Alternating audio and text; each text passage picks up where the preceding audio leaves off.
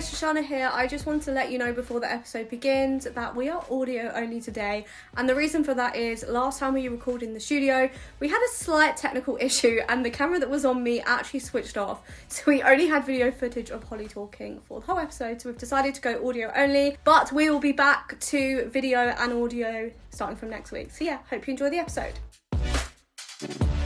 Hi, I'm Shoshana. And I'm Holly, and you're listening to Future Talent Talks, a podcast for early careers teams that speaks about all things early careers, Gen A to Z, stereotypes, social and societal trends, and everything in between.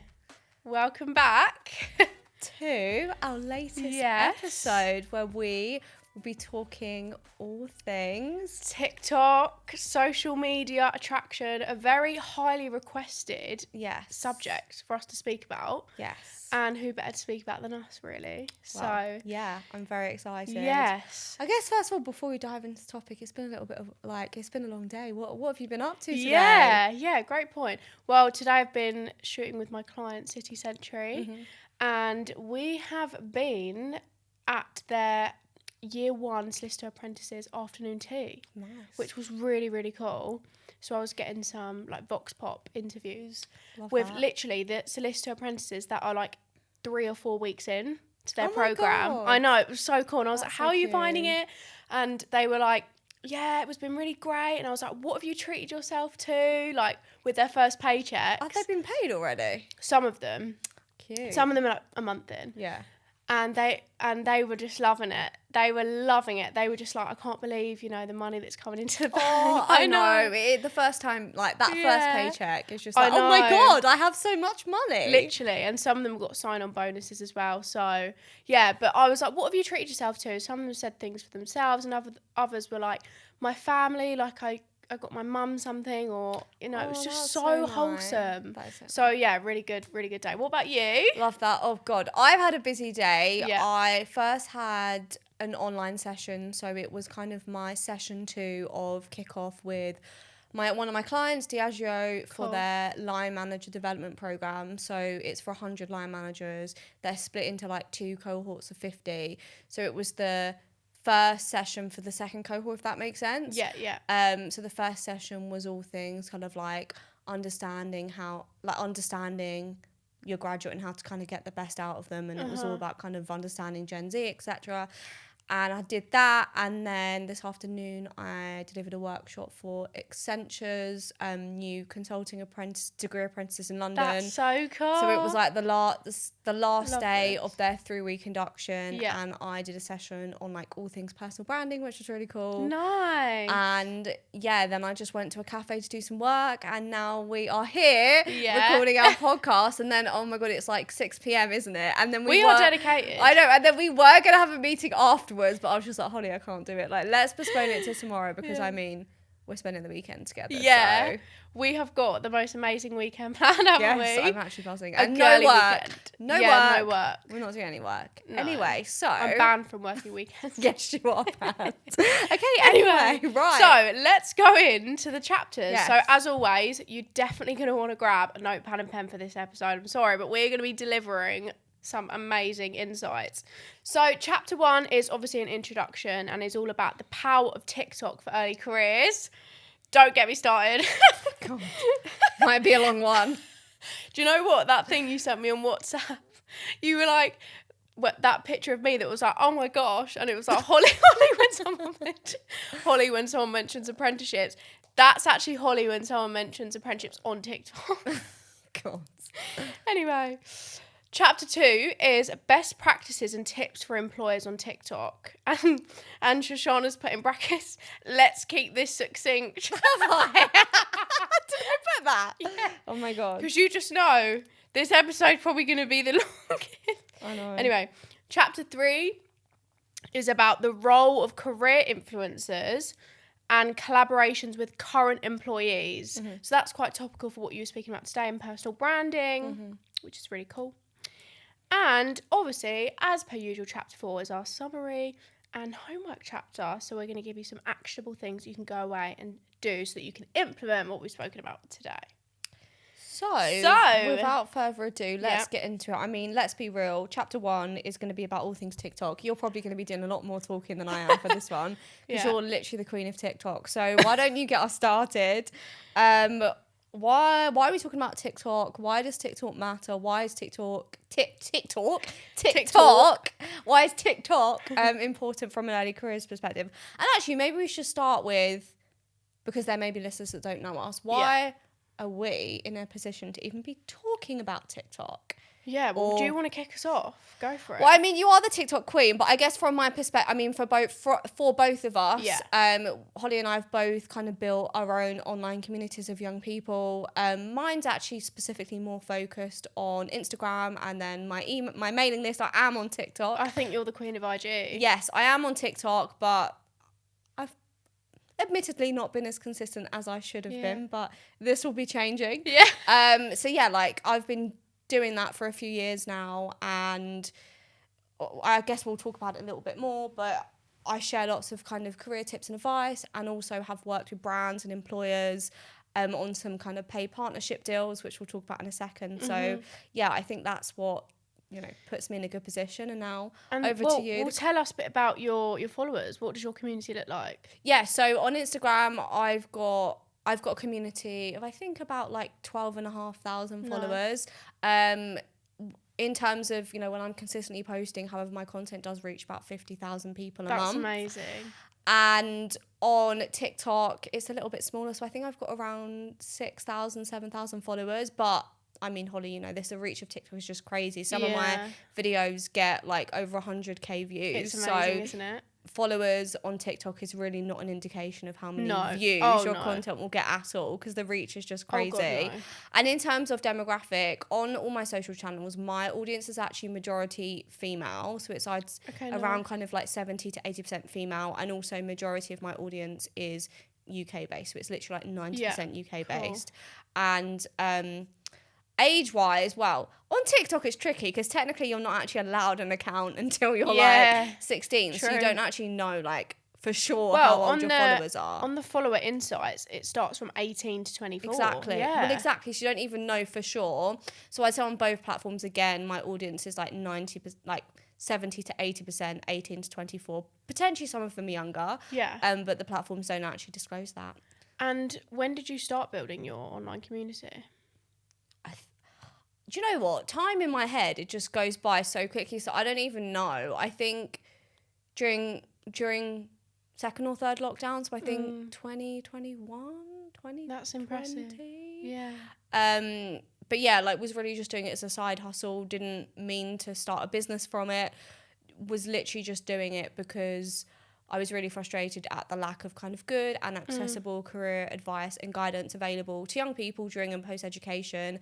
And at the time, I was like a graduate, kind of new to the world of work, was progressing in my career, had been promoted a few times, and wanted to just share those tips and wisdom. And then it kind of just turned into something else, which I was able to monetize, and has now turned into something I do full time, which is just crazy to me. And didn't you sell like resources as well to your community? That's so cool. Yeah, you had like your own planners. Yeah, so I technically still do. I developed a stationery range, which is so cool for young people on basically like everything you could ever want when starting your first job. Yeah. I'm actually in the process of planning another drop for that, because that was you heard it here first. That was actually so fun to do. And then I had some digital resources as well.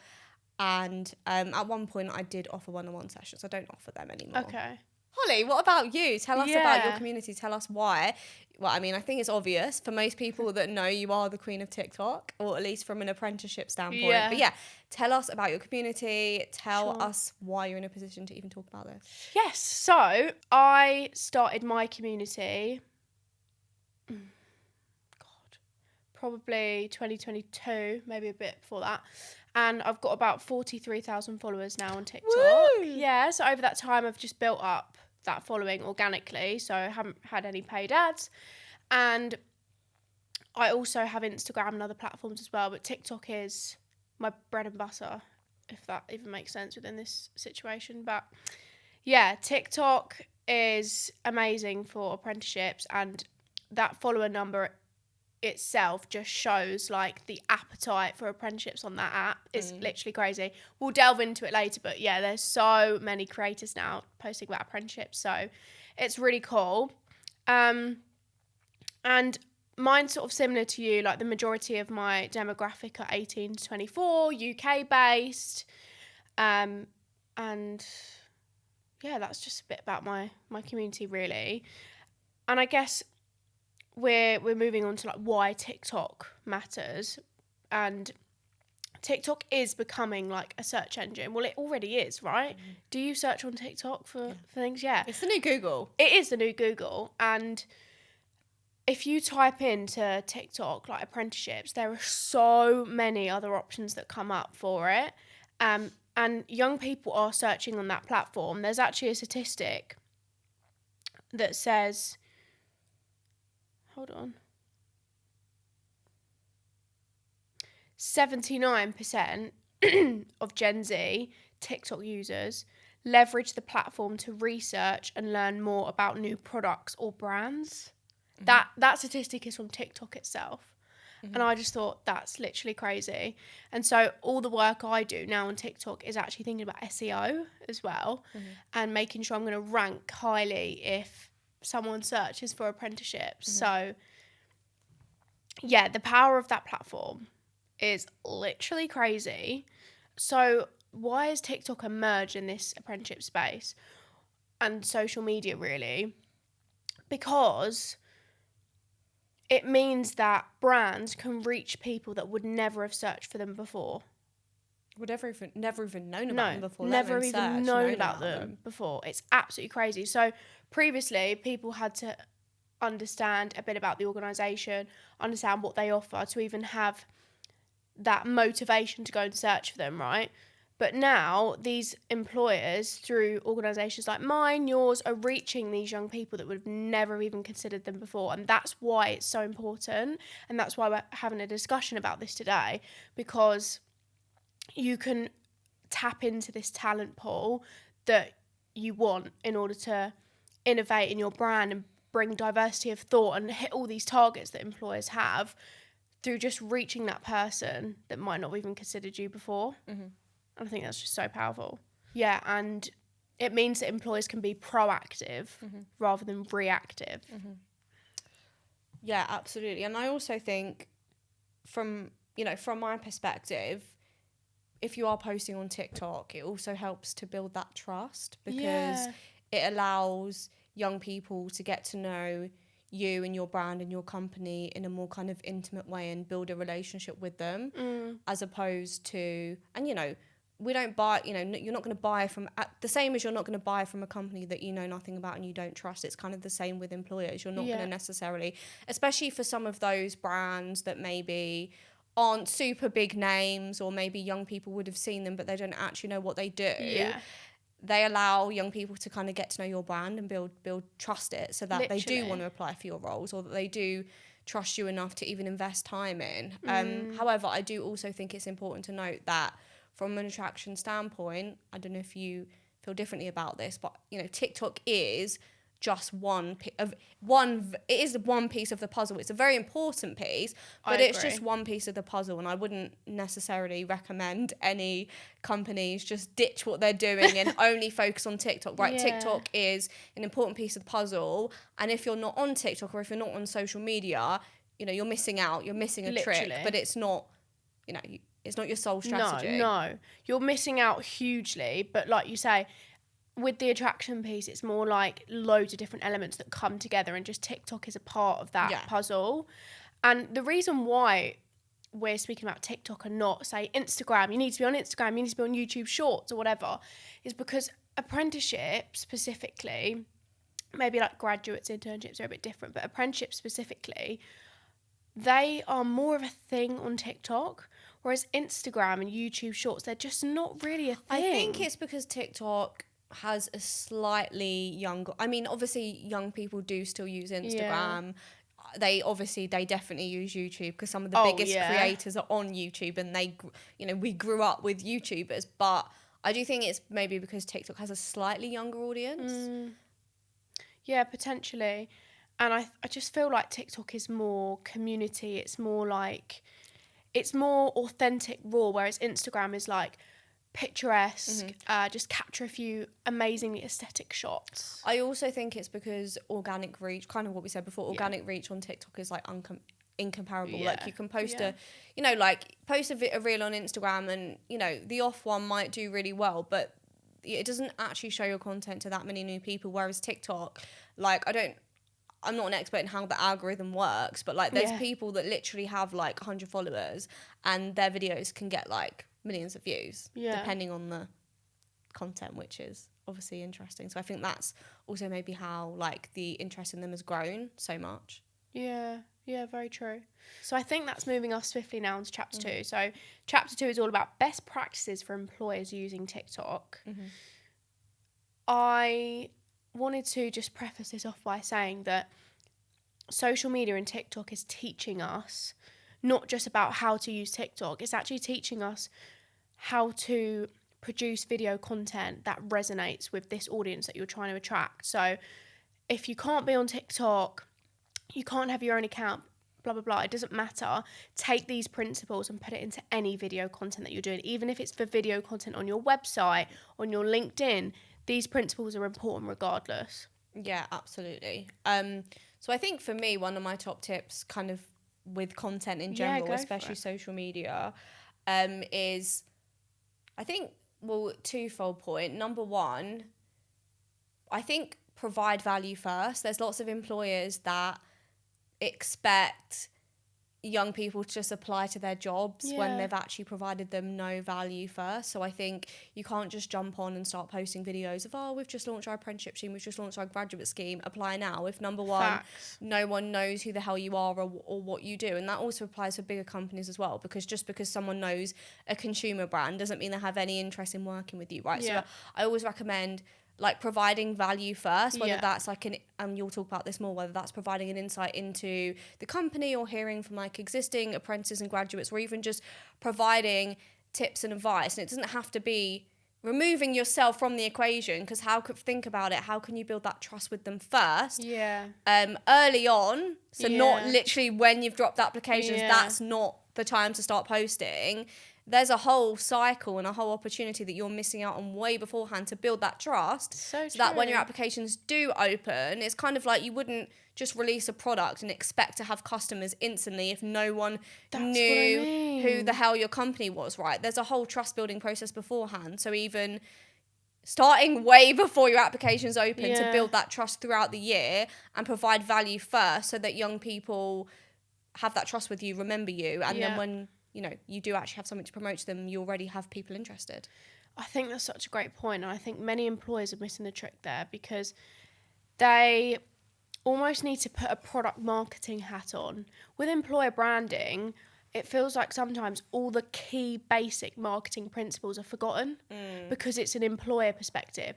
Whereas, like you say, if you're marketing a product, you're not just going to go, hello, we've launched our product, go and buy it. No. People have to see that brand on average. Isn't it 4 times? I think it's more. I think it's 6 like 7. times. Yeah.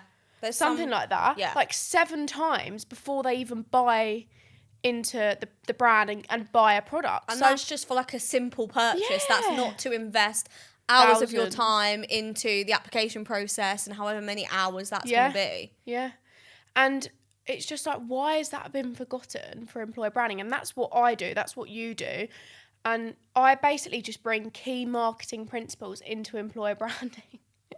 And it works, And so it's like, not forgetting that you need those several and multiple touch points before you're dropping your roles. And also I wanted to touch on how I do that. So when I work with employers, the first video we post is, guys, this company have launched their apprenticeship schemes, here it is. But that works for my audience because I've built I post every day, built several You've already built that trust because it's content posted via your community. Exactly. So it's slightly different, obviously, if an employer is starting their own account and they've never posted. That's to show them that it works. If you're building the trust, if you're building your reputation, your brand, you can do things like that and it will work. I've got loads more tips. Don't even know where to start. I mean, go for it. What was you going to say? No, I was going to say, I think Holly, before you go into lots of your tips, I think from my side, and we'll hear from Holly in a second, don't worry, I think it's really, two things to really equally also keep in mind are like authenticity and also transparency, especially transparency around things like salary. I was speaking at an event, a panel session I was invited to at HSBC for their like internal talent conference, either yesterday or the day before. And this was one of the questions that was asked to me, how, what things do we need to keep in mind when attracting young people on social media? And I was like, for me, number one thing is transparency. Especially around things like salary, because number one, we're in a cost of living crisis, right? How can you expect people to invest hours of their time into submitting an application if they don't even know what the salary is, right? So it's just, I don't get why salary is a secret. I just don't get it. But also even transparency around things like the realities of what the actual job involves. We've spoken about this on our previous episode, and where I said that I do feel like employers promote the kind of glossiest, glitziest versions of the roles, but the reality is sometimes when you're in that role, there's some not great things, and people deserve to know these things so they can make a choice whether they want to apply or not. So yeah, it's great to promote like the fun parts of your role, but also equally be transparent about maybe the not so great things about role and company as well. There was a law firm that released their apprenticeship applications recently, and on the job description they did say how you might be asked to work weekends, like if you've got loads on. That's so transparent. So I thought that was great. I forgot to show you that actually. Sorry about that. Hey, Shoshana here, just interrupting this episode to talk to you about one of the main ways I work with employers as a consultant on their early career programs to help them improve existing ones or create new ones from scratch. If this episode is resonating and you're interested to see if we're a good fit, I'm currently booking work for the next few months. Fill out the contact form on my website at ferryjobmother.co.uk and enjoy the rest of the episode. So, Holly, what are your top tips? Okay, so I think firstly, one I always speak about is how you position the start of the video, so the hook. So I always say a video and a hook should revolve around health, wealth, or relationships. Always. Otherwise, it's boring AF and people don't care. So how do you relate health, wealth, and relationships to job roles and employers? Well, health can be things like benefits. What is the benefits package like? What's the flexibility like? Can people work from home so they've got that balance? Wealth, obviously salary, that's a massive one.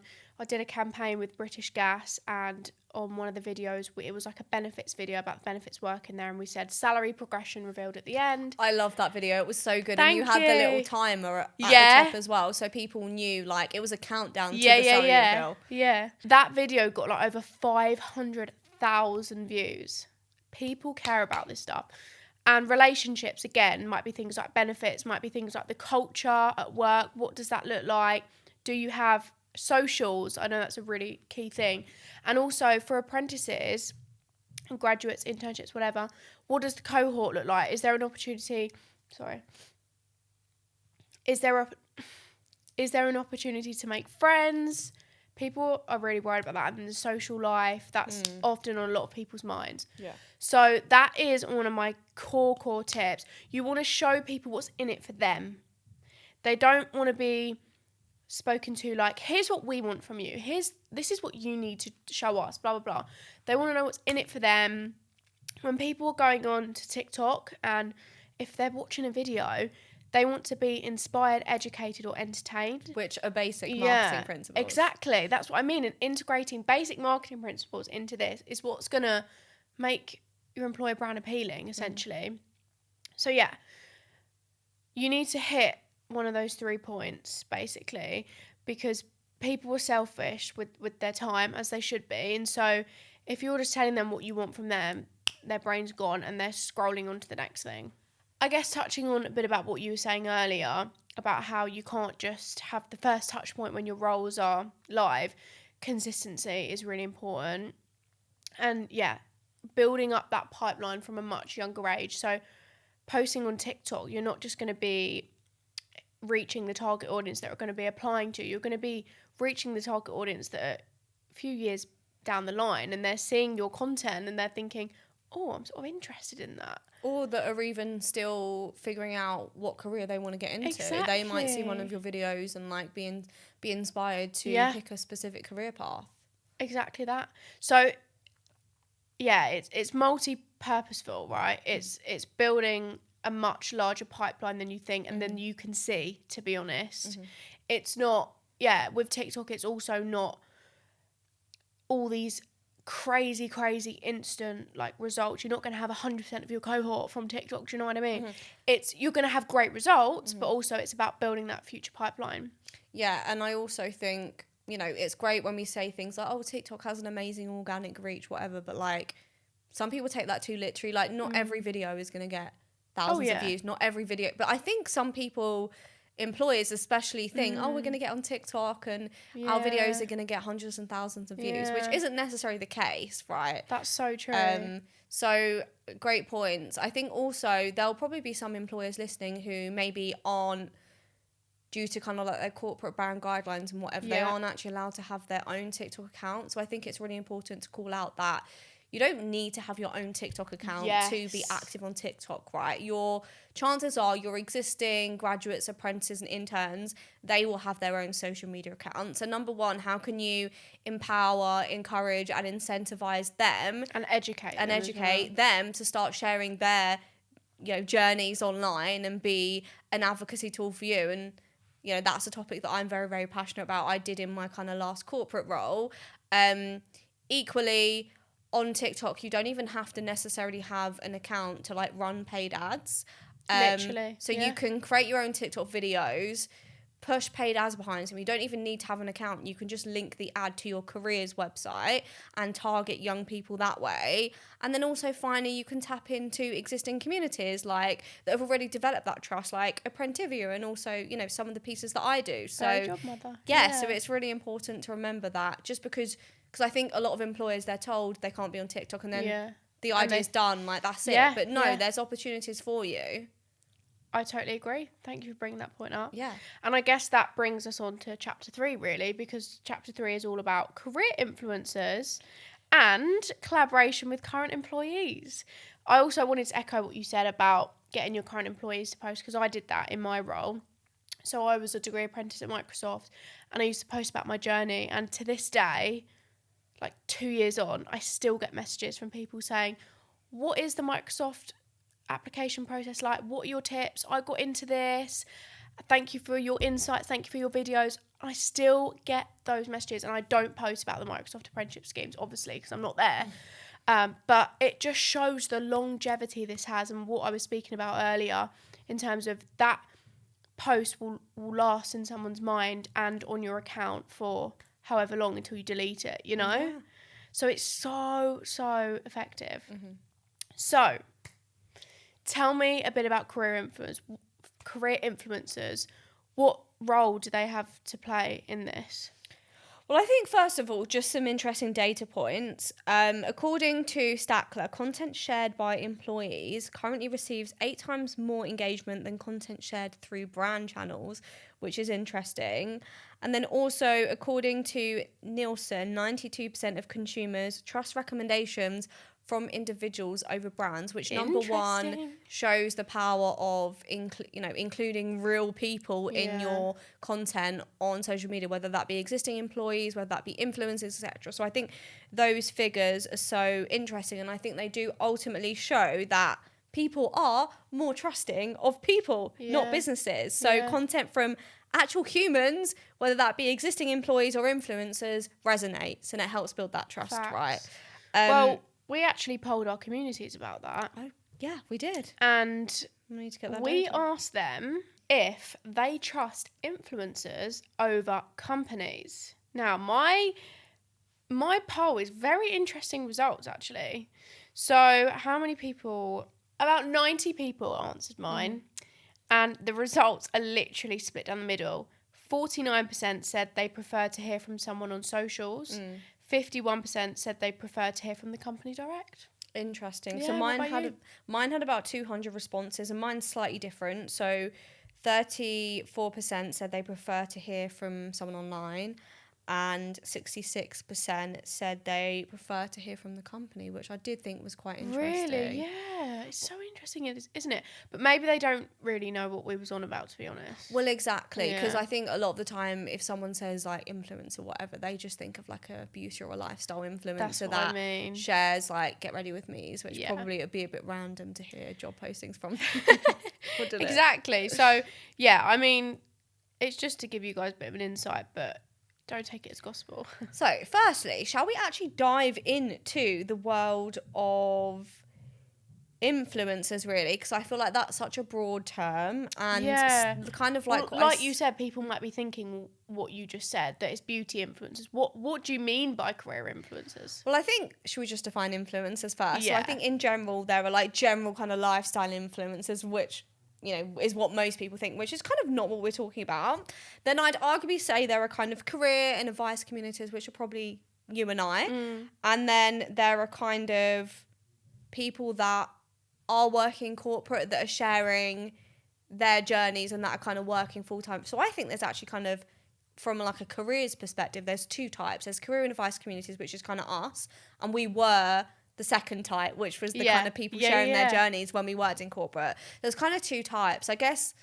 Obviously, differences between working with career and advice communities. Obviously, you're not limited. We can arguably work with anything that kind of aligns with our brand. We can share content, any advice type of content, where obviously like individuals that are working for companies, it's probably more limited because they, you know, depending on if they disclose the company, I guess. Yeah, but they've got to be careful. Yeah, no, They've 100%. got to be more careful in what they post. I'd say one of the main differences is that communities like us, they a lot of the time are a business and they've got a process. For example, like we have a process, you know, we don't just post a video like a typical influencer would do, just post a video and that's it, just get paid for that one video. We might build an actual campaign where we're building a strategy around it, we're building XYZ, not going to go into it, but I think that is the main difference really.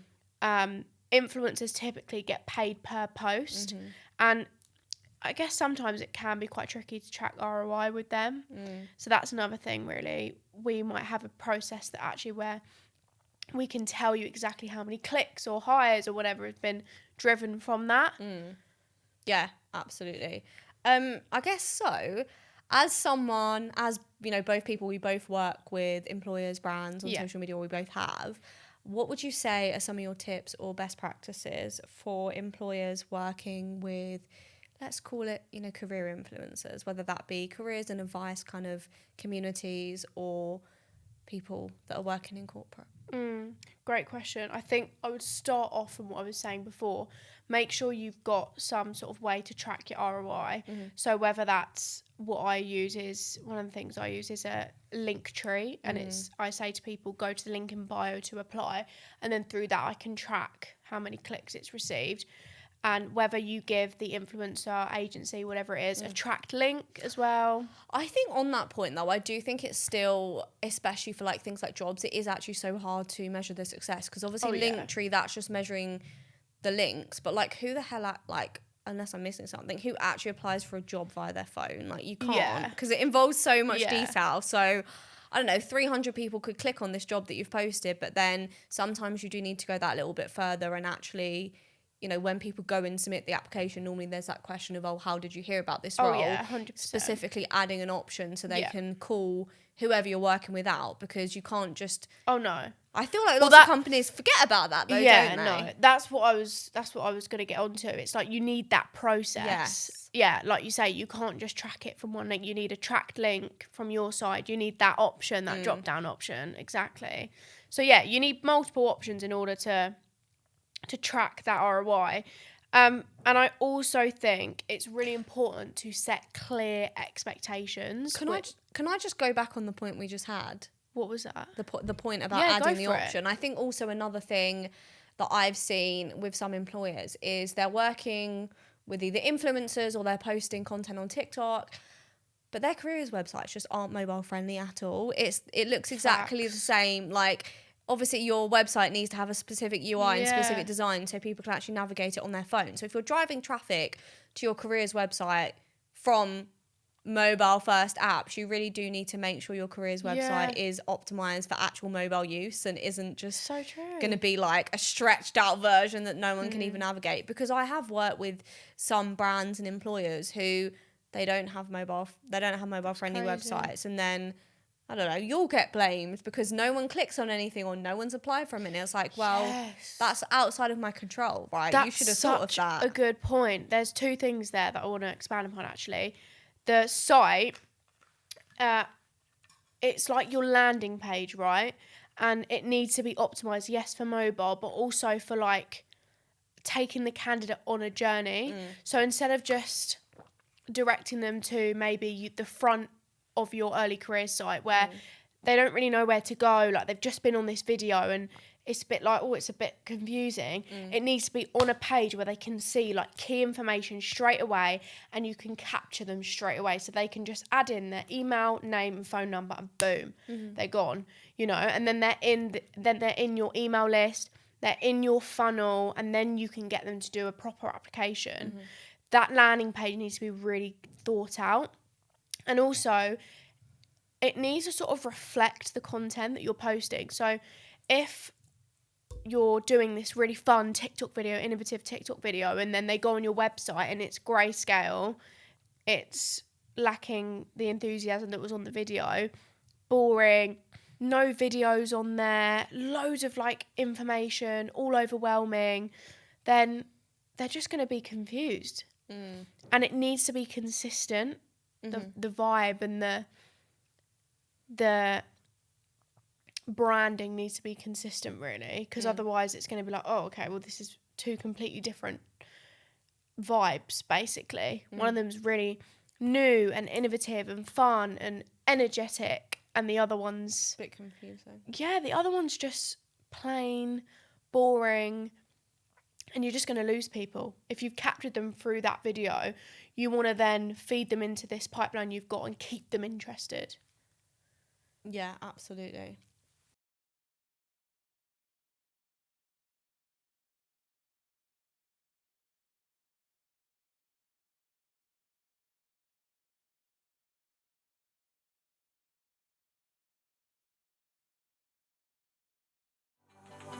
Hey, Holly here, just interrupting this episode to let you know about one of the main ways that I work Another with thing employers. that me and As an Shoshana have employer both branding had strategist, experiences creating with. Bad standout experiences, campaigns may I that will add. attract new apprentices Is via letting social the media. influencer If this resonates with you or take you're the lead with their interested, connect with content, me right? via So if you're LinkedIn working with and fill influencers out or the contact agencies or form whatever, linked in my profile. they know Enjoy their the rest of the audience. episode. They're usually a specialist and an expert in who you're trying to reach.